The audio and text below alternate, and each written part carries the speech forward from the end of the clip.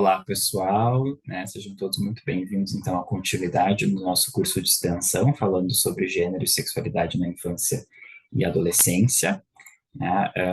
Eu sou Fernando Martins de Azevedo, vou estar ministrando a totalidade do curso para vocês, né? E hoje a gente vai falar, então, de conceitos básicos sobre a sexualidade infantil e adolescente. Então, a gente vai estar falando sobre como essa questão da sexualidade, do gênero também, né? Como essas questões elas se desenvolvem, como elas acontecem no curso da infância e da adolescência. Né? E a gente vai deixar bem claro, isso é bem importante, né? Porque a gente sabe que a gente está falando de um tema delicado, né? É bem importante que a gente entenda que a sexualidade infantil não tem nada a ver com a sexualidade de adulto.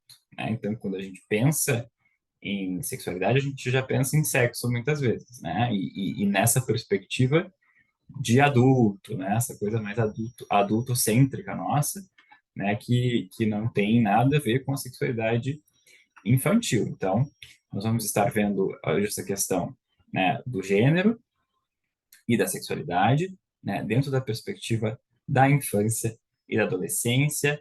Me acompanhem, então, né, para mais esse módulo aqui do nosso curso. Tá? Essa aula, esse módulo 2 então, do curso, né, sobre sexualidade na infância e na adolescência, ele vai ser dividido, então, primeiro na parte de gênero, depois na parte de sexualidade. Tá? Então, como nós falamos lá no módulo 1, né, o sexo, né, que é esse marcador anatomofisiológico, né, com as suas questões hormonais, cromossômicas, né, então, enfim, XX, XY, pênis, vagina, ovários, testículos, né, questões hormonais, ciclo menstrual, ciclo reprodutivo, masculino, feminino, todas essas questões, né, de aparelho reprodutor, né, e de marcadores anatomofisiológicos são, né, relacionadas ao conceito de sexo, né, que é amparado na biologia, e essas questões todas são interpretadas socialmente pelas pessoas e pelas sociedades. Né? Então, aqui na nossa sociedade, né, Brasil, uma sociedade ocidental, judaico-cristã, majoritariamente católica, latino-americana, sul global, em desenvolvimento, né, recentemente industrializada, a gente tem provavelmente um tipo, né, de entendimento, né, sobre o que é ser homem e o que é ser mulher. Né? Então, o sexo, né, ele é interpretado pela sociedade e pelas pessoas, né, e isso tem uma influência muito significativa da cultura. Né? Então, o gênero, né, ele vai ser um produto, né, do que a sociedade também é.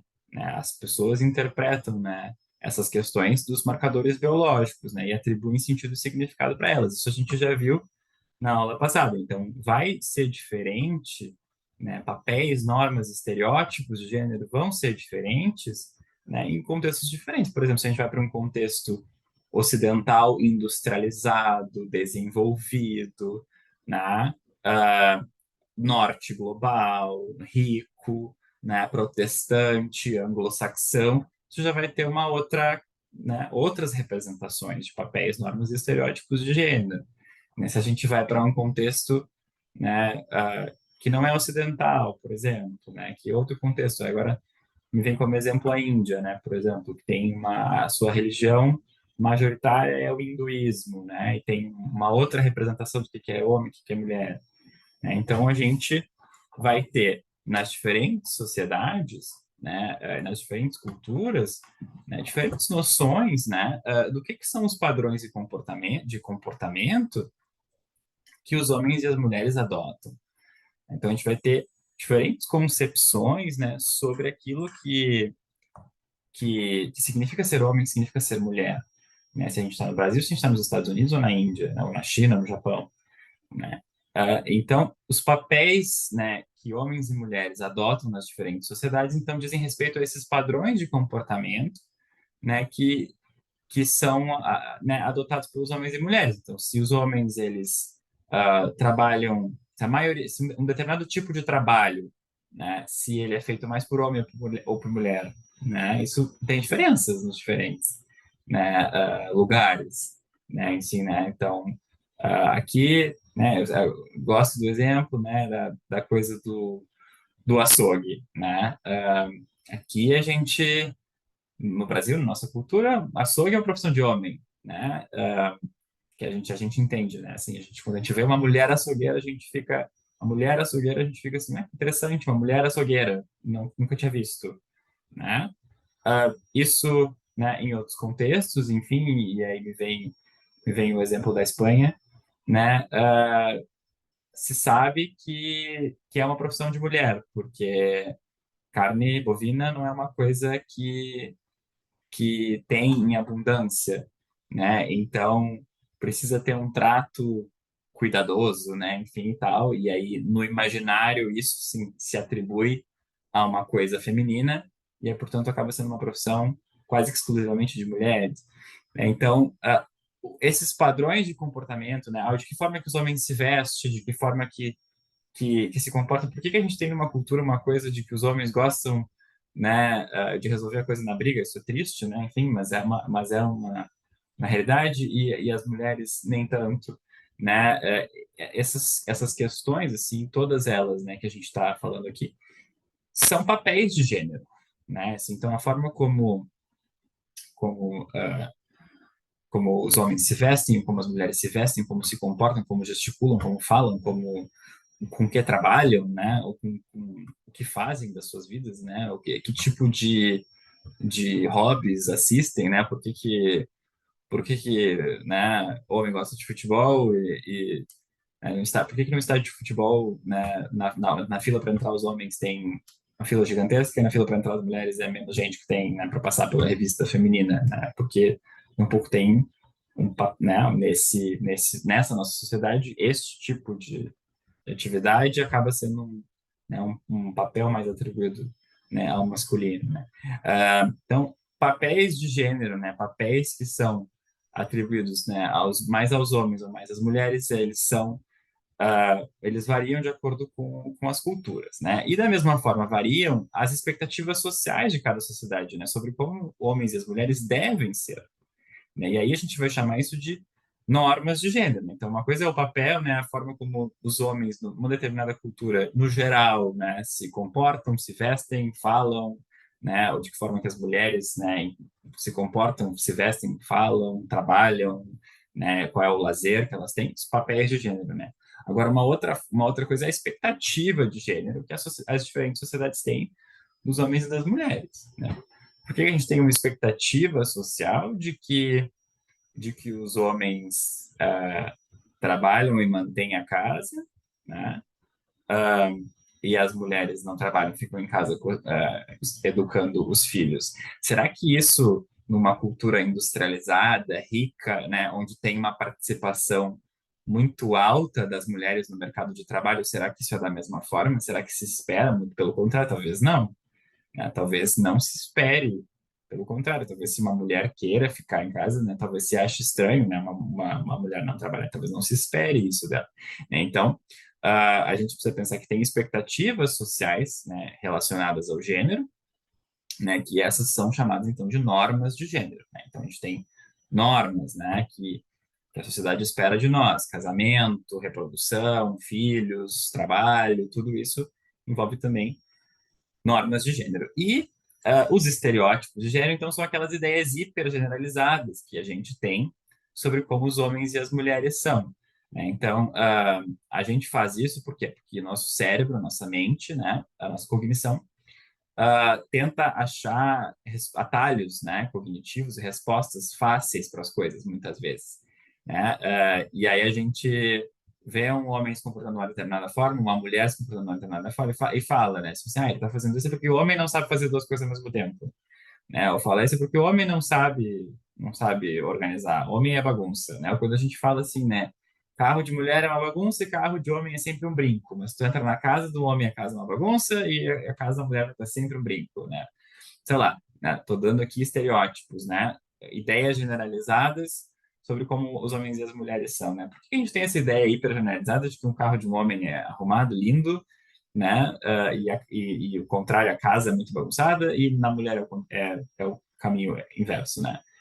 São estereótipos de gênero, né? Que tem vários, poderia citar, né? E essas ideias, né? Hiper generalizadas que a gente tem, que a gente acaba encontrando uma solução rápida, né?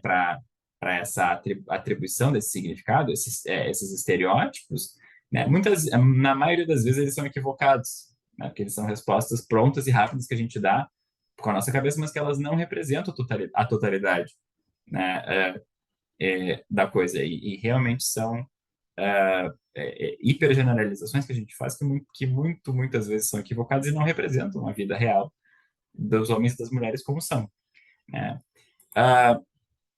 E por que é importante entender tudo isso, né? Porque eu estou explicando esses conceitos, assim, né? Papéis de gênero, normas de gênero e estereótipos de gênero, porque a gente vai falar aqui de uma aula, né, sobre gênero na infância, né? Nós estamos nessa parte do gênero na infância, né? Então, por que eu estou falando de papéis de gênero, estereótipos de gênero, normas de gênero? Porque ainda no hospital, né, desde o berço, né, quando a gente está falando do desenvolvimento, né, humano, do gênero, né, o desenvolvimento do gênero na infância, desde o berço há um tratamento diferenciado, né, dos meninos e das meninas.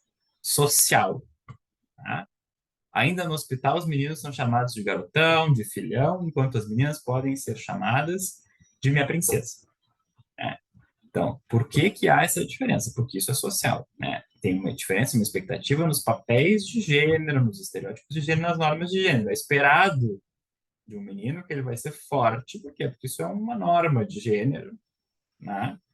É uma norma, é uma expectativa social que a gente tem de que os homens vão ser fortes. Né? Por que é esperado que a minha filha seja uma princesa? Porque é uma norma de gênero. Né? É esperado socialmente que as mulheres sejam delicadas e recatadas. E isso é uma norma. Né? A gente não precisa conformar em relação à norma, às normas, né? A gente conforma uns mais, outros menos, nós enquanto adultos, né?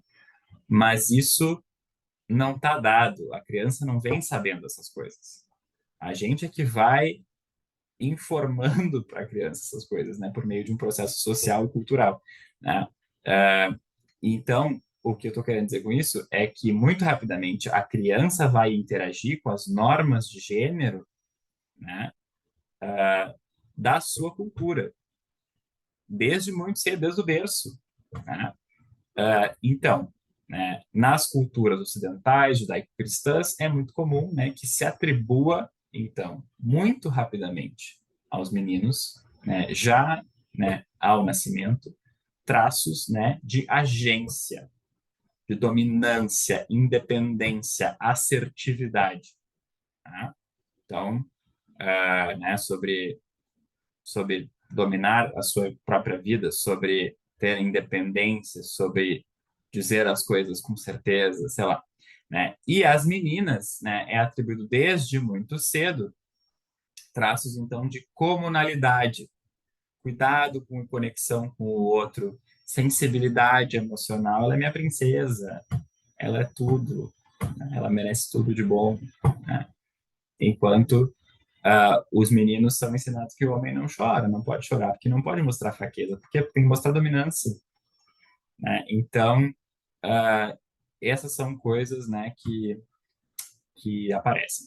Né? Desde o berço, então, há um tratamento diferenciado, e a gente vai falar, então, agora, nessa parte, né, do gênero na infância, sobre como as crianças, então, elas vão aprendendo essas coisas, elas vão internalizando, né, essas questões que estão no social, porque não está dado, né, não vem no DNA lá escrito, né, de que os homens, né, têm um traço, né, de dominância e as mulheres têm um traço de comunalidade. Isso a gente vai ensinando para a criança, né, desde o berço, na forma como a gente vai colocando as coisas.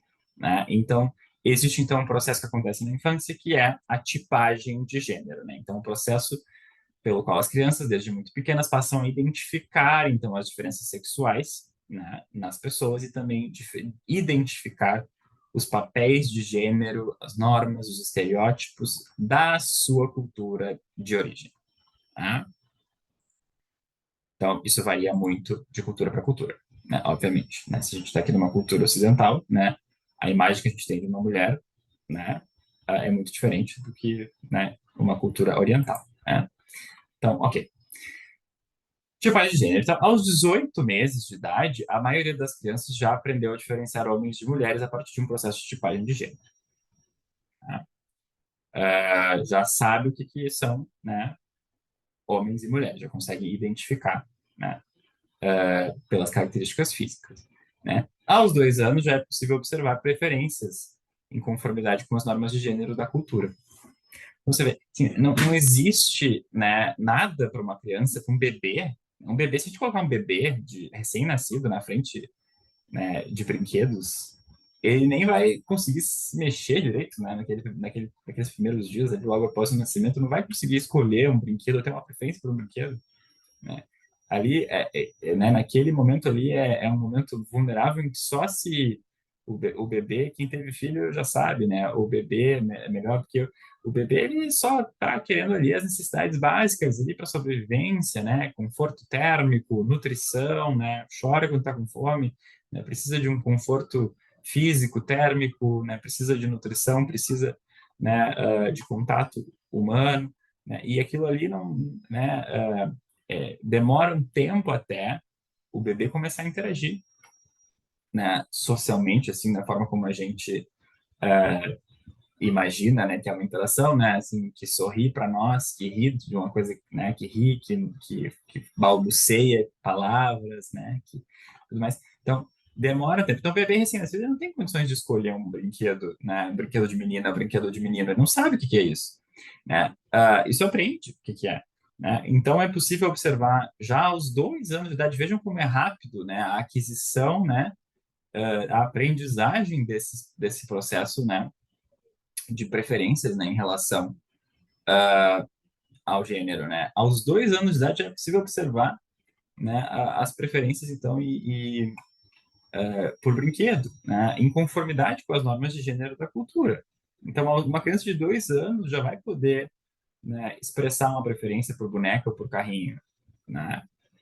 Então, é muito rápido, né, esse processo de aprendizado, assim, de certas normas de gênero da cultura, né, papéis e normas e estereótipos.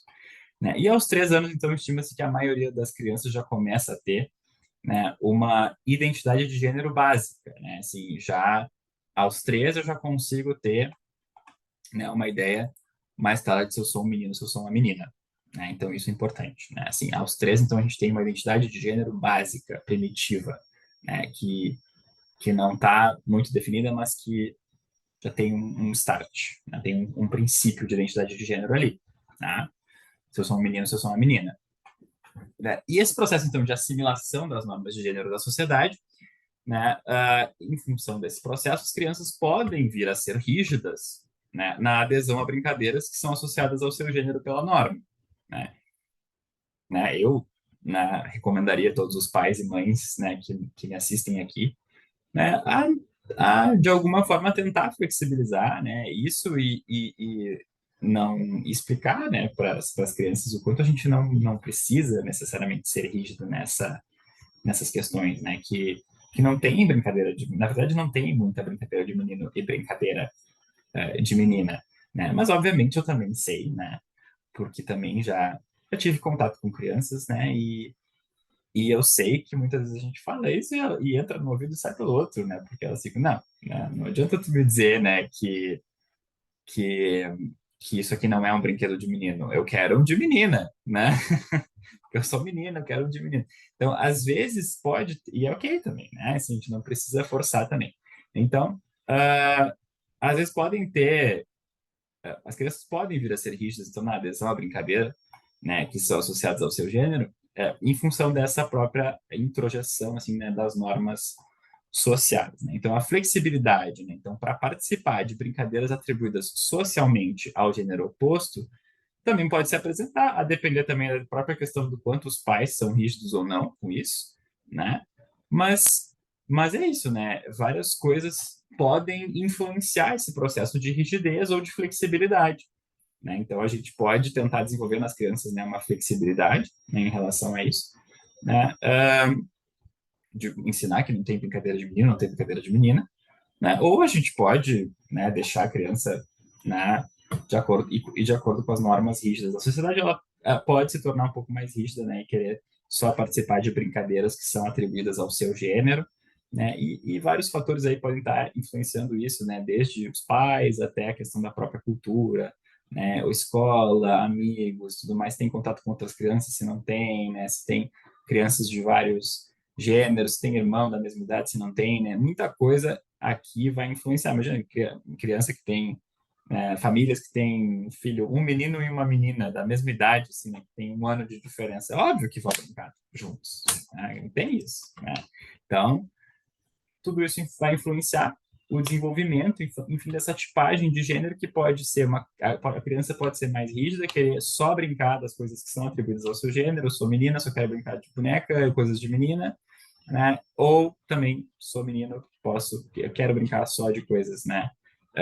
Que são atribuídas, né, ao masculino na minha cultura, né? Então aqui a gente tem só aqui as imagens, né? Enfim, que também isso é muito cultural, né? Enfim, por que menino brinca de lutinha? Por que menina brinca, né, de uma brincadeira mais comportada, né? Assim, então, isso, né, não necessariamente as crianças precisam se comportar rigidamente, né, de acordo com essas expectativas em relação à brincadeira, né? A menina pode brincar de lutinha, menino pode brincar de casinha, não tem problema nenhum, né? Mas a própria criança também vai manifestar, né, se vai ser mais rígido, se vai ser mais flexível em relação a esses estereótipos e essas normas, né? E existem períodos assim, do desenvolvimento em que pode ser mais comum ser mais rígido, né? E períodos que pode ser mais comum ser mais flexível, a gente vai falar sobre isso, né? E a segregação então de meninos e meninas durante a infância é um processo fortemente influenciado pela cultura. Então toda essa questão da cultura vai influenciar muito, né? Se pode ou não brincar, né, com pares, né, do gênero oposto ou não, né? Uh, ainda existem, né, culturas em que meninos e meninas são incentivados a estudar separadamente, a não frequentar a mesma escola. Então, assim, a gente tem, por exemplo, assim, hoje em dia, a maioria das nossas escolas no Brasil, né, na nossa cultura, são escolas mistas, né? Mas a gente já foi um país em que houveram, sim, escolas, né, talvez ainda existam no Brasil, acredito que sim, né, escolas exclusivamente masculinas, escolas exclusivamente femininas, né? Então, a depender da cultura, isso é mais incentivado ou menos, né? Essa separação por gênero. É óbvio que a separação por gênero, né, influencia mais uma rigidez também, né, na adesão a normas de gênero, né, ou flexibilidade também. Então, é, influência pela cultura, né? A segregação faz com que a gente fique mais rígido, se a gente está mais integrado também, se tem um irmão, como eu falei para vocês, né? Que é do gênero oposto, a flexibilidade tende a ser maior também em relação à adesão a essas normas, né? E o aprendizado por observação pode incentivar, então, as crianças a preferir pares do mesmo sexo para interação, né? Se elas observarem isso, né?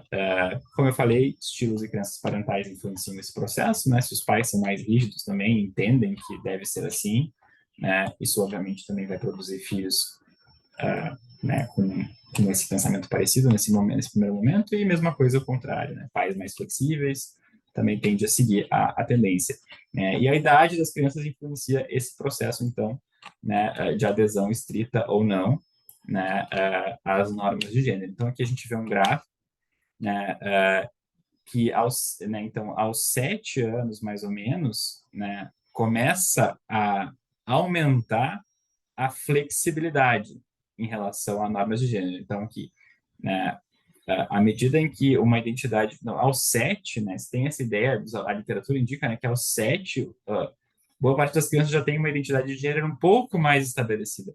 Lembre que a gente falava lá aos 3, né, que aos 3 tem uma identidade básica de gênero, né? A criança tem uma noção ali, sou menino, sou menina. Aqui aos 7 já começa a ter uma identidade de gênero um pouco mais estabelecida, um pouco mais consolidada, né? Em relação ao que era lá aos 3. Né? E em razão disso, pode haver um aumento da flexibilidade em relação às normas de gênero no período entre os 7 e os 10 anos. Por quê? Porque antes lá eu estava, né, até aqui os 5, 6, eu tinha uma ideia de que eu era menina, menino, mas eu estava, né, assim, rigidamente aderindo, né, a essas normas do que é ser menino, do que é ser menina, para justamente eu aprender isso e introjetar esses elementos dentro da minha cabeça, né? Para consolidar essa questão dessa identidade, né? Eu sou menino, sou menina. Mas depois do 7 eu já tenho uma noção um pouco mais estável, né? De que eu sou menino, eu sou menina. Então, para que eu preciso, né, ser mais rígido, né, em relação às brincadeiras que eu estou fazendo, né? Mas então a tendência mais ou menos é essa. Óbvio, né, gente, de novo, influência da cultura, do irmão, pai, mãe, família, sociedade, religião, tudo isso interfere nesse processo, né? Mas no geral, e aqui a gente vai ver, né, no geral, né, é, pela psicologia do desenvolvimento aqui, por esses autores, a gente vai ter até os 6 anos, assim, uma tendência maior à rigidez, depois dos 7 aos 10, né, uma tendência maior a crescer a flexibilidade, a crescer o interesse por brincar, por participar de brincadeiras, por querer né, brinquedos e outras coisas que também sejam associados aí ao gênero oposto, né? E a gente precisa também entender disso para saber, né, que óbvio que desde o princípio não tem problema um menino brincar de boneca, não tem problema uma menina brincar de carrinho, qualquer coisa assim, né? Mas que talvez nessa fase aqui do desenvolvimento, talvez isso aumente de frequência, né? Assim, né, a gente tá, e às vezes se eu sou um pai e uma mãe que estou vendo meu filho se desenvolver, né, de um jeito muito linear, né, com a identidade de gênero, né, nunca foi uma questão, né, se, né, nasceu lá com pênis e, né, sempre foi muito gurizinho, muito menino, sempre performou muito gênero dessa forma. Por que que talvez aqui, neste período, talvez que eu vá sentir uma mudança? Né? Não preciso me desesperar. Eu posso entender, né, que está acontecendo uma coisa natural. Né? Então, a gente então, compreende então que até que os 5, 6, um pouco mais de rigidez, entre os 7 e os 10, né, um pouco mais, talvez, de flexibilidade. Né?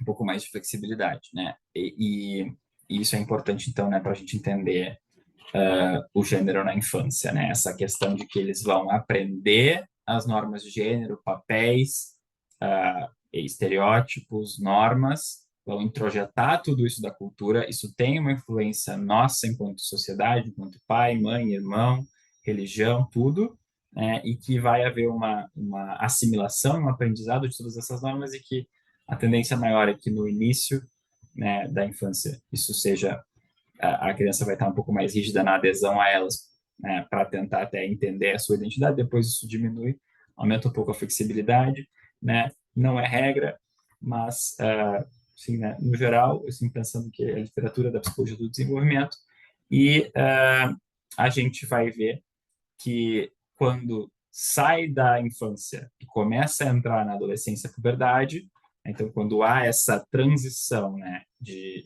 infância para adolescência, que é muito marcada pelo início ali da puberdade, a gente vai ver que de novo volta, né, a rigidez, né, porque enquanto na infância eu estou aprendendo certas normas, aprendendo certos papéis, aprendendo certos estereótipos, né, para construir primeiro uma identidade de gênero básica, depois ali ao 7 uma identidade de gênero mais consolidada. Aqui na adolescência já mudou, pá, né? Aqui eu já sei a maior parte das coisas, eu já sei as normas, eu já sei os papéis, eu já sei, né, os estereótipos, né? Eu já tenho uma ideia e aqui meu corpo vai estar mudando, né? As mudanças anatomofisiológicas, hormonais, sociais, culturais da adolescência, né? De novo geram uma pressão social, né, para que a identidade de gênero se desenvolva, suba mais uma escada, né? Então, lá primeiro uma identidade de gênero básica, lá muito no início, depois um pouquinho mais formada, aqui eu vou ter uma pressão social muito maior, né, para conformar de acordo com o gênero que, né, que é o gênero esperado socialmente de mim, né? E essa pressão vai aumentar por causa dos pares, os pares, né, os amigos, os colegas, né, na adolescência são um grupo de extrema valência para o adolescente, né, a pressão dos pares aumenta, né, a pressão dos pais e a pressão social, né, vai aumentar para performar gênero, para performar sexualidade também, e a gente vai ver, então, aumentar, né, uma adesão rígida, né, então, né, das normas de gênero tradicionais.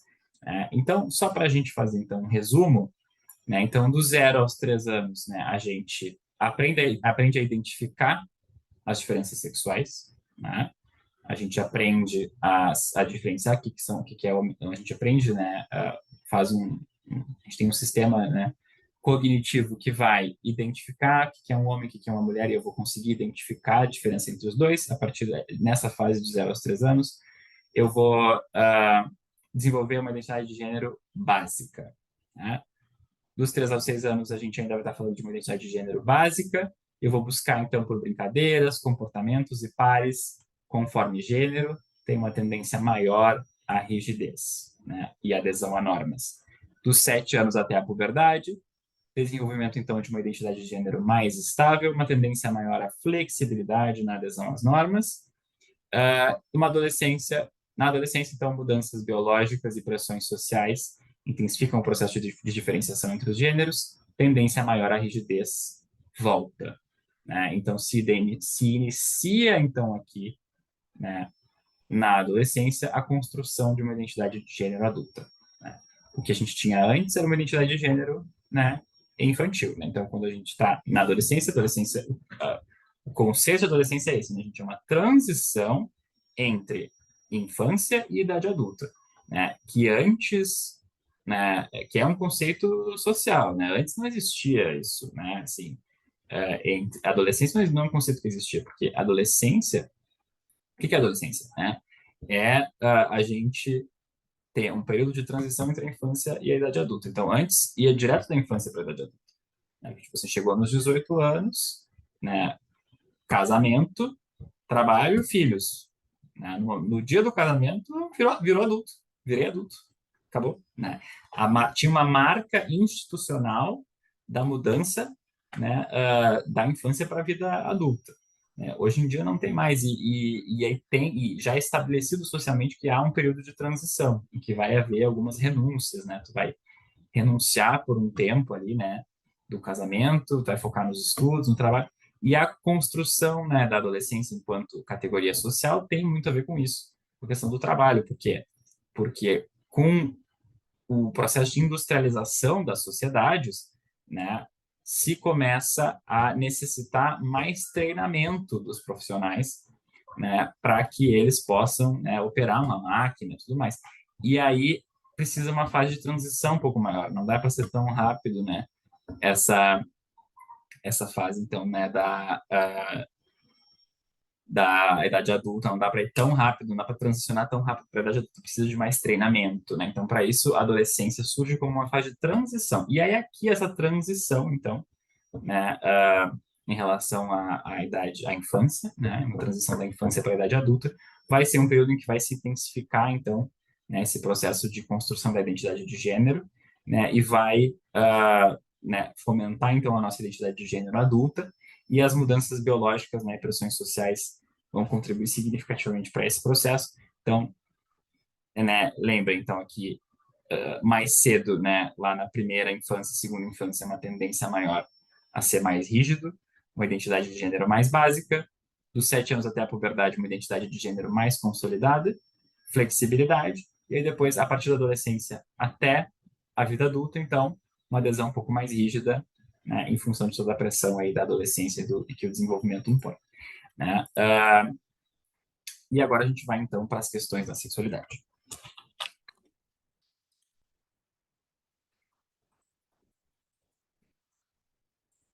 Ok, então, a sexualidade na infância. Né? O principal componente da sexualidade infantil é o conhecimento, gente. É a aquisição de informações sobre diferenças sexuais, sexo e reprodução. Então, a gente precisa realmente entender, gente, assim, né, que quando a gente está falando de sexualidade na infância, a gente não está falando de sexo, a gente não está falando de sexualizar as crianças, a gente não está falando de criança se relacionar com um adulto, porque isso é abuso sexual, é crime, é muito grave, tem consequências muito negativas para o desenvolvimento das crianças.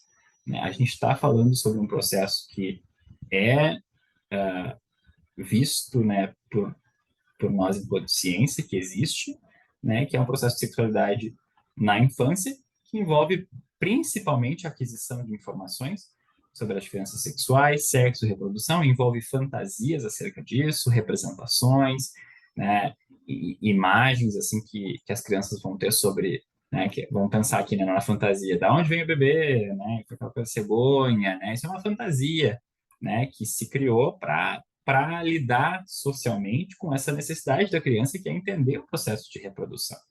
Então, a sexualidade infantil é muito sobre isso, né? Sobre a aquisição das informações necessárias, né, para entender as diferenças sexuais, sexo, reprodução, né? E as crianças, então, vão ter esse processo. Vamos, então, entender um pouco mais sobre esse processo. Né?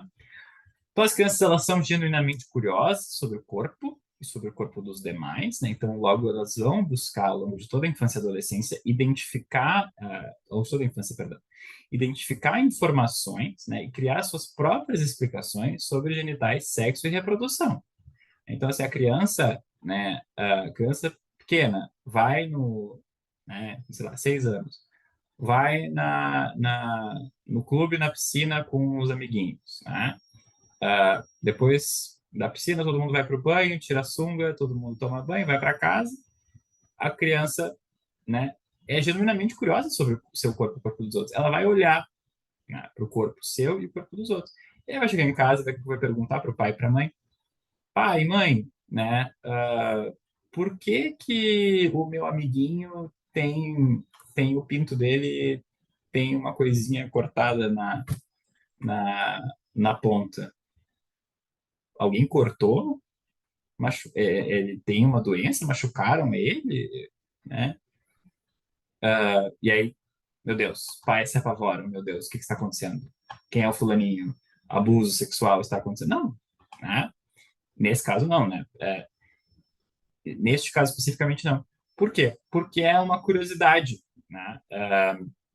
De identificar informações sobre o seu corpo, né? E sobre o corpo dos demais, né? De poder explicar, tipo assim, e aí, de poder ser, não, porque o amiguinho fez uma circuncisão, porque isso tem a ver com, enfim, a religião da família do fulaninho, né? Que é um procedimento que corta a pelezinha, que cobre, né? E, tá, entendi. Isso é algo natural da sexualidade da infância, né? Essa curiosidade, essa dúvida, né? Sobre genitais, sexo e reprodução, né? Criança muito desde muito cedo, né? Uma criança de 4 anos pode dizer, né? E pode falar a famosa frase, né? Meninos têm pipi, meninas têm pepeca, né? Isso aí é uma frase de uma sexualidade infantil, né? Uma criança que fala isso, ela está significando, representando, né, internamente aquilo que ela identifica no corpo das pessoas, né? No corpo seu corpo e no corpo dos demais. Então, essas perguntas, elas são e explicações que criam por conta, né, própria, né? Então, assim, por que que o amigo tem uma circuncisão? Machucaram um amigo, né?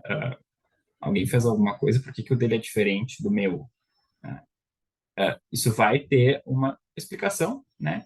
Que não vai ser a explicação adulta, científica, e a gente vai também ter que explicar, né, quando vem essas perguntas, né? E elas virão. Né? Então, perguntas como de onde vêm os bebês são típicas, esperadas e adequadas e normais. Né? Não tem por que a gente se alarmar com elas.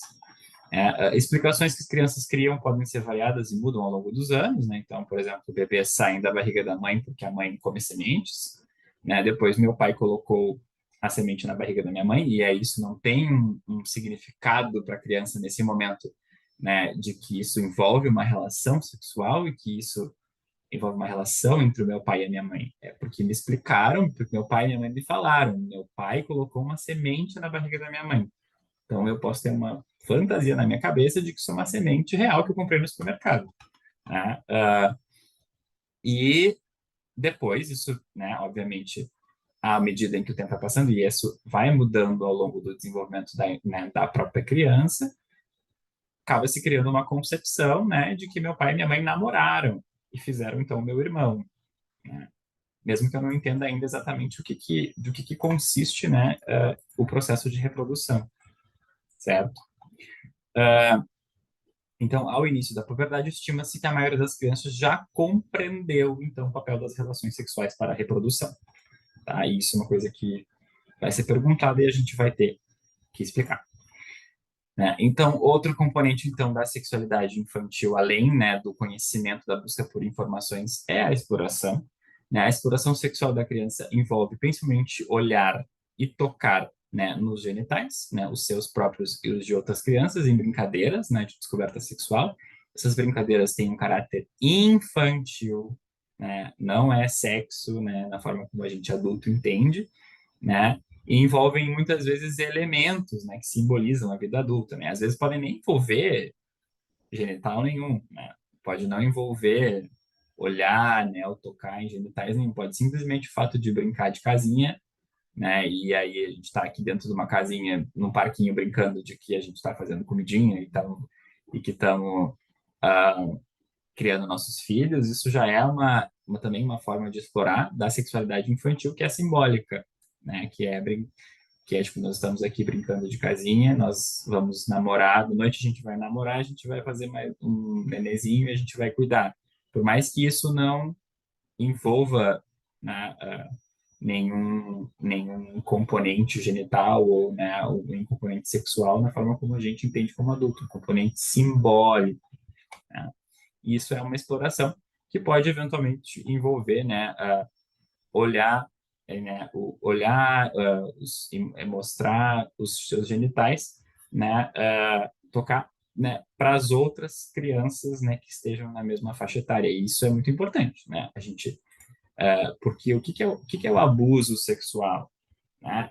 Qualquer coisa que fuja desse caráter infantil, desse caráter exploratório, desse caráter de querer conhecer, de querer entender, saber qual é a diferença, né, de brincar de uma forma simbólica, né? Qualquer coisa que fuja desse caráter infantil exploratório, né, poderá ser considerado abuso sexual, então, porque ele é definido como uma exposição a uma atividade sexual que é incompatível com o estágio de desenvolvimento da criança, né? Então, sempre tem uma disparidade de poder em comparação com o abusador, seja pela idade, força ou relação privilegiada. Então, assim, por que eu digo assim que a exploração sexual, eu estou falando, né, normalmente de uma exploração sexual que envolve mostrar os genitais, tocar os genitais, olhar, né, de crianças da mesma idade, porque aqui tem uma relação que é de uma certa paridade, né, no poder, em nível de poder, né? Mas quando a gente tem uma diferença de idade, um adulto ou uma adolescente, né, com uma criança, aí tem uma disparidade de poder. E aí a gente vai estar falando, né, de uma situação de abuso, porque tem uma disparidade de poder. Então, eu abuso do fato de que eu tenho uma idade maior, né, a pessoa abusa do fato de ter uma idade maior, força maior, né, ou uma relação privilegiada. Eu sou pai, mãe, irmão, né, eu sou líder religioso dessa criança, então eu vou usar da minha relação privilegiada que eu tenho com ela para abusar, né? Então, por meio do uso da idade, da força, da relação privilegiada, eu exponho a criança a algo que é incompatível com a sua sexualidade, que é exploratória, né, que é de um caráter de conhecimento e de exploração básico, né? Isso é abuso sexual. E abuso sexual não é só um adulto tocar numa criança, um adulto pedir para uma criança fazer sexo oral nele, né? Também pode ser exposição à pornografia, né? Que também é incompatível com o estágio de desenvolvimento sexual, né? Da criança, né? E a gente vai pensar nisso, né? Nos anos 90, né? Tinha hoje em dia não existe mais isso, acredito que ainda bem, né? Mas nos anos 90 tinha revista de mulher pelada, né, nas livrarias, assim, né? E bem à mostra para todo mundo ver, né? Isso era, de certa forma, uma forma de abuso sexual, porque isso estava fazendo com que as crianças, né, interagissem com conteúdo que é incompatível, né, com o seu desenvolvimento psicossexual. Então, pornografia também é uma forma, né, exposição à pornografia precoce, né, uma forma de abuso sexual. Então, qualquer atividade sexual, né, que seja incompatível com o estágio do desenvolvimento psicossocial, né. E a gente vai poder identificar que uma criança está passando por uma situação assim quando ela começar, né, a realmente, né, apresentar sinais, né, tipo, de não querer mais, né, ir em determinados lugares, né, de não, aí não só abuso sexual, mas aí também isso pode ser abuso físico, abuso emocional, né, mas não querer mais visitar determinadas pessoas, ou em determinados lugares, não quero ir, não quero, né, e também, né, de não querer tirar roupa, né, enfim, fazer xixi na frente dos pais, enfim, tudo mais. Isso podem ser sinais, obviamente, né, gente, que não necessariamente, né, tem a ver, mas podem ser alguns dos sinais, né, que vão estar indicando isso. E, obviamente, né, quando a gente está falando de violência na infância e adolescência, a gente precisa notificar isso e dar né, os devidos encaminhamentos, assim, né, em termos de saúde mental da criança, né, obviamente, tratamento psicológico para a criança que passa por isso, mas também, né, os encaminhamentos legais aí que forem necessários, notificações de violência, né. Bom, acho que é isso, né, da sexualidade na infância.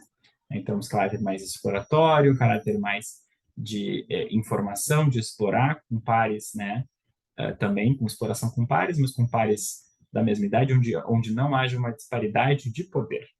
Tá? Isso é a sexualidade na infância. Tá? E aí na sexualidade na adolescência, quando começa, então quando vem a transição para a chegada da puberdade, muda essa relação. Daí, né, não tem mais, né, a questão de que não há possibilidade, né, uma criança, né, não, nessa puberdade não tem condições fisiológicas, né, de estar em uma relação sexual completa, né, e a partir da puberdade, né, além disso, né, além de haver uma maior capacidade de estar em uma relação sexual completa, isso também envolve a capacidade reprodutiva também começa a aparecer, né? Então muda esse caráter informativo exploratório com a chegada da adolescência, da puberdade, né? E passa a ser então um caráter de descoberta, né? Então vai aparecer então aqui as primeiras relações sexuais, né? O corpo já tem uma capacidade reprodutiva, uma maturidade sexual que na infância não tem, né? Então essa fase então vai se caracterizar pela busca, né, de uma identidade sexual e pelas primeiras relações afetivas e sexuais com outras pessoas.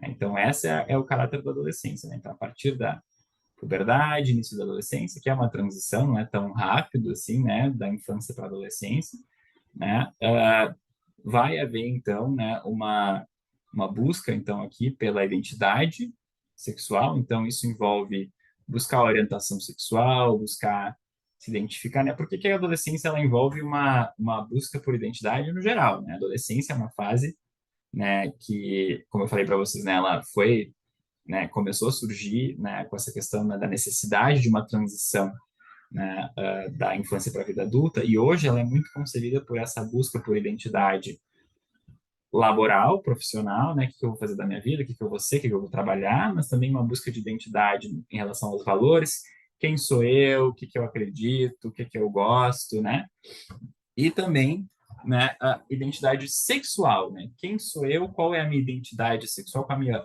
orientação sexual, né, de quem eu gosto, com quem eu quero me relacionar, e daí eu posso, então, né, buscar me descobrir em relação a isso, né, com as minhas primeiras, né, relações sexuais, tá? Então, aqui a sexualidade na adolescência ela vai ter esse caráter, então, né, como expressar minha sexualidade nos relacionamentos, sou sexualmente atraente, quais são meus valores em relação à sexualidade, né, vou ter também as primeiras experiências sexuais, talvez aqui, né, talvez um pouco mais tarde, mas também é possível, né, que isso aconteça aqui na adolescência, e qual a minha orientação sexual, tudo isso são perguntas aí da sexualidade adolescente. Tá?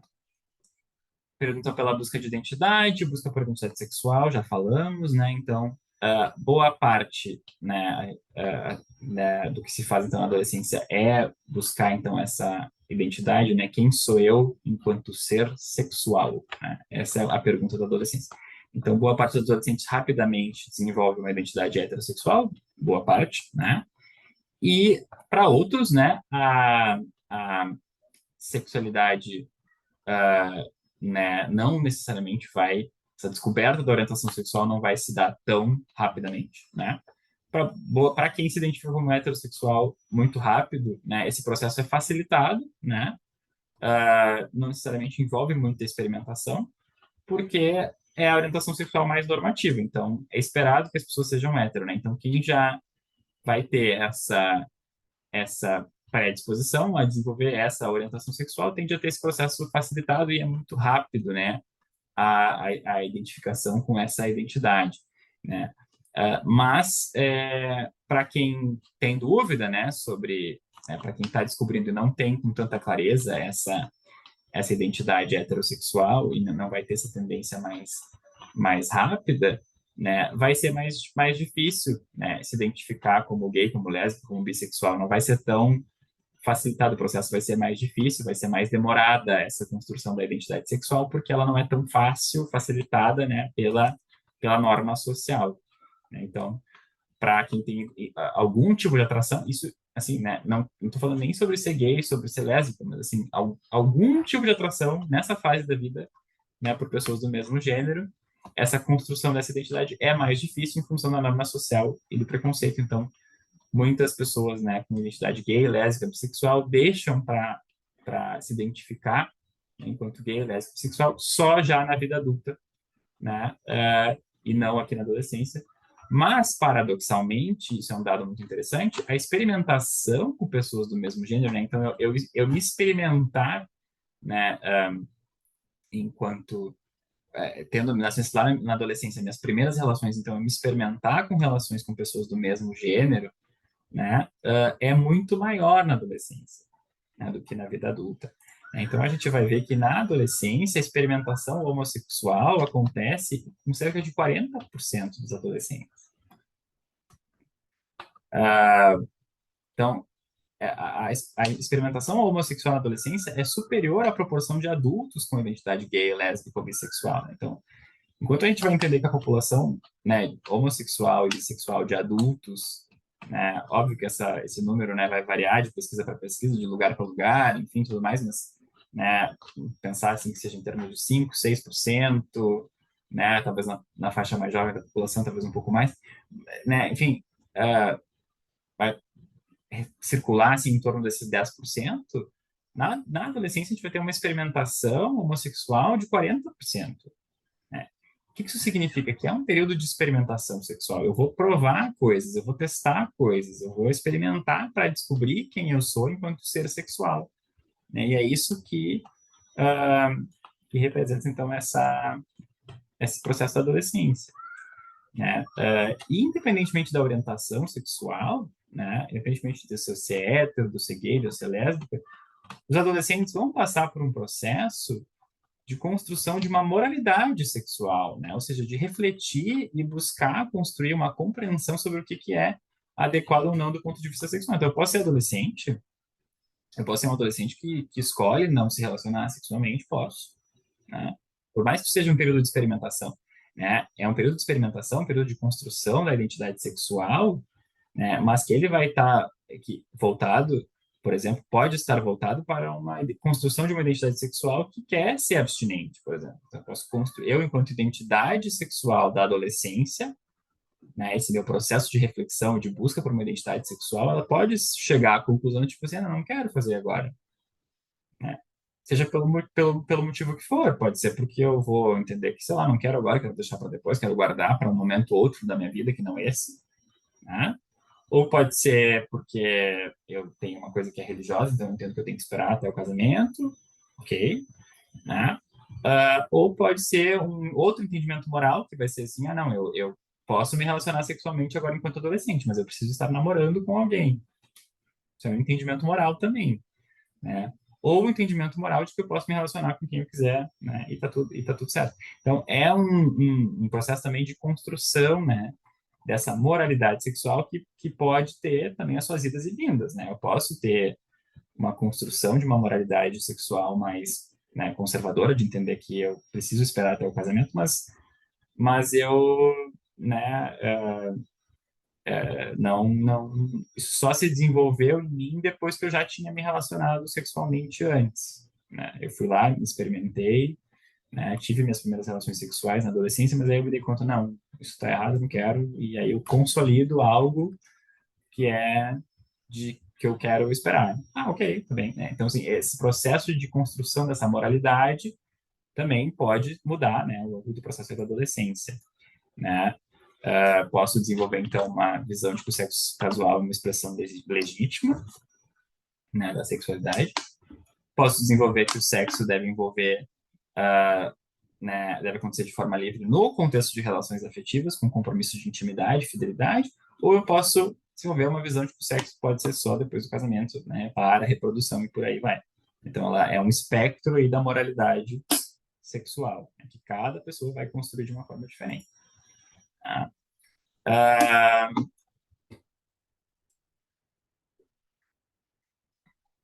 Mulheres sofrem mais pressão para aderir, né, à moralidade tradicional, né? Homens em muitas culturas não apenas podem não aderir às normas tradicionais, como sofrem pressão para isso, né? Inclusive isso sendo homem, né? Se o homem quer aderir a uma norma mais tradicional, né? De quer esperar até o casamento ou qualquer coisa assim, isso pode ser visto na nossa sociedade, acredito que seja, né? Visto na sociedade como feio, né? Como ruim, né? Como uma coisa não muito natural da masculinidade. Então, isso pode ser, acaba sendo um papel um pouco contrário, né? Assim, os homens são muito pressionados para terem experiências sexuais, né, na adolescência, e as mulheres muito pressionadas para não terem, para guardarem isso para outro período, né? Então, a gente precisa entender que não necessariamente a gente precisa fazer essa pressão, né? Não devemos fazer essa pressão, né, para os nossos meninos e nossas meninas aqui na adolescência, né? Que também seja um processo construído, né, com eles, né, de eles fazerem também uma escolha consciente sobre se querem ou não se experimentar, né, no contexto da adolescência ou não, né, e a gente vai falar mais sobre isso na aula sobre educação sexual, né, que vai ter também módulo 4. Né? Mas, então, a ideia da mulher se preservar e o homem explorar ao máximo, né, ainda existe, a gente precisa estar ciente disso, né, dessa desigualdade de gênero, né, nesse processo de exploração, né? Só que alguns dados, né, esse dado aqui dessa imagem é Estados Unidos, né, assim, um dado de 2006, já antigo, né, mas aqui tinha um percentual, né, de estudantes de ensino médio que já tinham tido relação sexual, né, cerca de dos brancos, né? Então, essa classificação étnica que os Estados Unidos usa, né? Branco, negro e hispânico, né? Enfim, que aí seriam hispânicos, aí seriam falantes de espanhol, que sejam de qualquer raça, né? Seja branca, negra, enfim. Mas é lá para eles, né? Então, branco, 44% das meninas já tinham tido relação, os homens 42%, né? Negras, né? Enfim, 61% das meninas já tendo relação, 75% dos homens, e os hispânicos, né, 58% dos homens já tendo relação no ensino médio, 44% das mulheres. Isso nos Estados Unidos, um dado mais antigo, né, mas aqui no Brasil, dados mais atuais, então, estimam que os adolescentes iniciam a vida sexual efetivamente entre os 12 e os 19, né, as primeiras experiências para muitos adolescentes, as primeiras experiências sexuais podem acontecer de forma saudável, positiva, né? Mas para outros não, né? Pode, o início precoce pode representar, sim, para muitos adolescentes, consequências negativas, enfim, ao iniciar o estágio nesse período da vida, tá? Para iniciar, né, a sexualidade, então, neste período da vida. Mas o que a gente precisa entender, né, até as primeiras experiências sexuais aqui, mas a gente precisa entender que o que de fato acontece é que eles começam, né?